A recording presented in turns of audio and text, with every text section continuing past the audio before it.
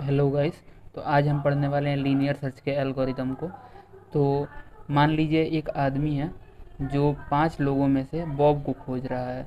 तो ये क्या करेगा, पहले आदमी के पास जाता है, पूछता है कि तुम्हारा नाम बॉब है, तो ये बोलता है नहीं। फिर ये दूसरे बंदे के पास जाता है, उससे पूछता है तो ये बोलता है नहीं। फिर तीसरे बंदे के पास जाता है तो ये बोलता है नहीं, मेरा नाम बॉब नहीं है। फिर ये चौथे बंदे के पास जाता है और उससे पूछता है क्या तुम्हारा नाम बॉब है, तो ये बोलता है हाँ मेरा नाम बॉब है। तो ऐसे इस बंदे को बॉब मिलता है। तो वही हमारा लीनियर सर्च कहता है कि linear search traverses index by index to search for an element in an array. तो मान लीजिए कि हमारे पास एक एरे है, तो इसमें ये कुछ एलिमेंट्स है। तो हम एक लूप चलाएंगे आई, मान लीजिए आई एक वेरिएबल ले लेते हैं और एक लूप चलाएंगे यहाँ से लेके पूरा एरे के एंड तक, एरे के साइज़ तक। तो हम क्या करेंगे, मान लीजिए हम 6 एलिमेंट को खोज रहे हैं, हमारा की एलिमेंट है 6। तो हम क्या करेंगे, आई इक्वल टू ज़ीरो से स्टार्ट करेंगे। आई इक्वल टू ज़ीरो हमारा पहला इंडेक्स है। तो यहाँ हम देखेंगे क्या एलिमेंट हमारा की के इक्वल है, एलिमेंट क्या है 5। तो क्या हमारा एलिमेंट की के इक्वल है, तो बोलेगा नहीं।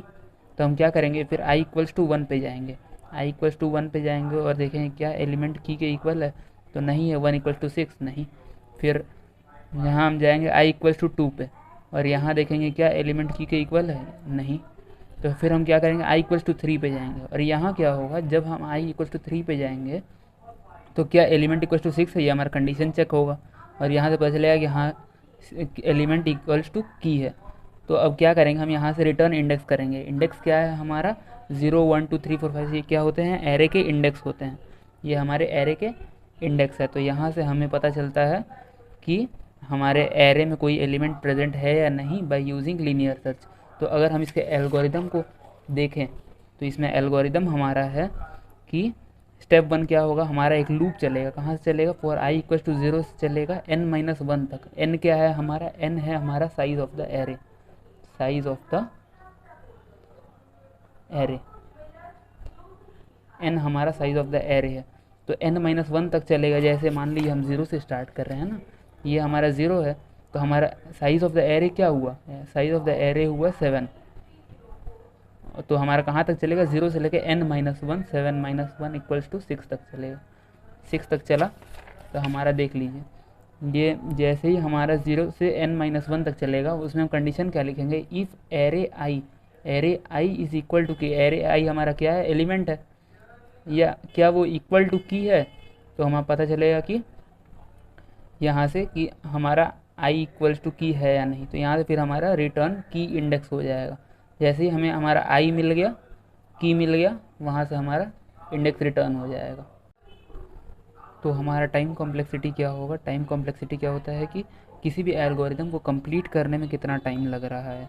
तो हमारे लीनियर सर्च में क्या होगा, वर्स्ट केस में अपना टाइम कॉम्प्लेक्सिटी क्या होगा, बिग ऑफ एन होगा। वर्स्ट केस क्या होता है यहाँ पे कि अगर मान लीजिए मैं पूरा एलिमेंट को यहाँ पे पूरा यहाँ से यहाँ तक ट्रेवर्स कर लिया आई को, बट मुझे एलिमेंट मिला ही नहीं, तो मैं क्या करूँगा, वहाँ पे मेरा टाइम कॉम्प्लेक्सिटी हो जाएगा बिग ओ ऑफ एन। मतलब पूरा लूप चला है मेरा 0 से लेके n तक, तो वहाँ पे मेरा टाइम कॉम्प्लेक्सिटी हो जाएगा बिग ओ ऑफ एन।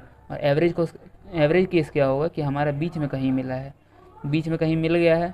मान लीजिए इसमें 5 से लेके 11 तक में मेरे को कहीं पे, मान लीजिए यहाँ पे भी मिल गया है, यहाँ पे अगर मान लीजिए 6 मिल गया, तो इसका भी मेरा एवरेज केस टाइम कॉम्प्लेक्सिटी क्या हो जाएगा, बिग ओ ऑफ एन। और बेस्ट केस क्या होगा, बेस्ट केस मेरा कि मैं पहला ट्रेवर्स किया, मान लीजिए मेरा यहीं पे मेरा 6 मिल गया, यहाँ पे मेरा 6 मिल गया है, 5 नहीं है। अगर मान लीजिए 6 हुआ तो मेरा यहाँ पे हो जाएगा best case time complexity. Best case time complexity में पहले कंपैरिजन में मुझे मेरा एलिमेंट मिल गया। तो ये यहाँ पे क्या हुआ, मैं एक ही बार कंपैरिजन किया, एक बार कंपैरिजन किया, तो उसका टाइम कॉम्प्लेक्सिटी क्या हो जाएगा, बेस्ट केस में big O of 1। Thank you.